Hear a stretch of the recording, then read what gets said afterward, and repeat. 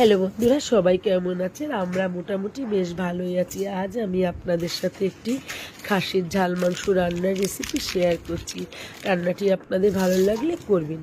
মাংসটিকে প্রথমে উষ্ণ গরম জলে ধুয়ে নিয়েছি, তারপর হাঁড়িতে মাংস দিয়েছি পেঁয়াজ কুচি, দিয়েছি রসুন কুচি, দিয়েছি আদা বাটা, জিরে বাটা, ধনে বাটা, কাশ্মীরি লঙ্কার গুঁড়ো দিয়েছি তেজপাতা, দিয়েছি সর্ষের তেল, শাহজিরে, শাহমরিচ, গোলমরিচ, এলাচ, লবঙ্গ, জয়ফল, জয়িত্রী, কালো গোলমরিচের গুঁড়ো, স্টার মশলা, দিয়েছি মাটন কারি মশলা।